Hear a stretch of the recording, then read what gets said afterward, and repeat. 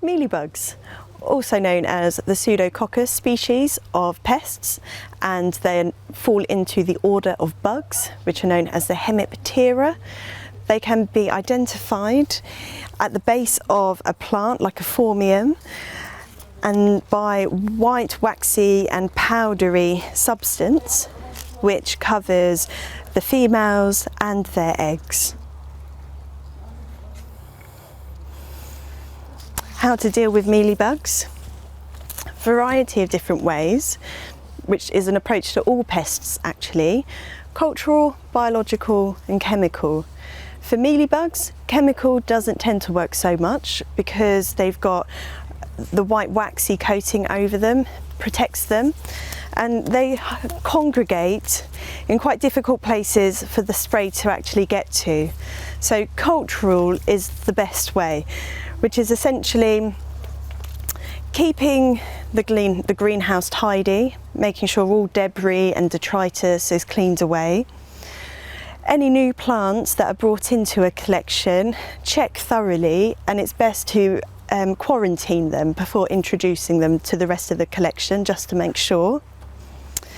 If an outbreak does happen, and it's good to check susceptible plants regularly so you can catch an outbreak early, one thing you can do is actually to just pick off the plants and pick off the bug,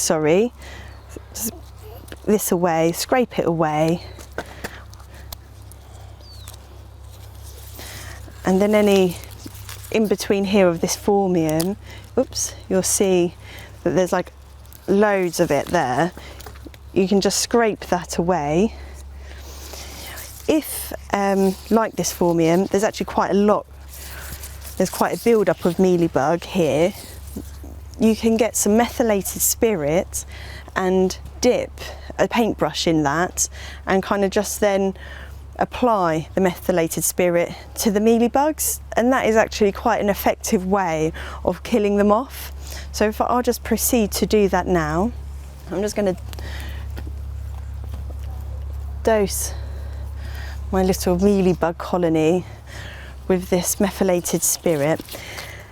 It's quite a time-consuming job to do, but it's probably one of the most effective methods of controlling the pest. Ultimately, when the pest is like this, it's not going to cause too much hassle to the health of the plant. It is mainly just cosmetic. They do feed on the sap, and they excrete a sugary substance, which is honeydew, and then once the plant's covered in that honeydew, it does get sooty mould, so that's another way of identifying them, and that's not very nice to have on your plants either. The type of mealybug in this phormium is referred to as the phormium mealybug, and it can overwinter in the UK. So in the garden, they may well be living in the phormiums there. Unless it's a really serious build-up, they probably could just go unnoticed, but they are sap-sucking bugs, and it can have an effect on the vigour and overall health of the plant. So it is worthwhile just checking to make sure that it hasn't got, your phormium hasn't got a colony of mealybugs living there.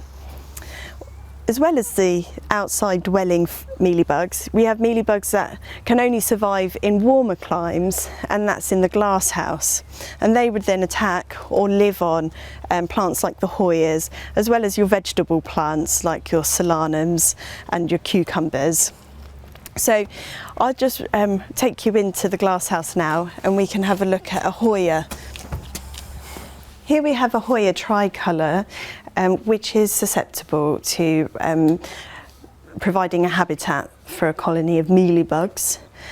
So I'm just undertaking a routine check over of these, and it's just good to make sure that you check in between the nodes, underneath the leaf, and you're looking for that cotton wool, waxy filament, powdery stuff, which the mealybugs are covered in.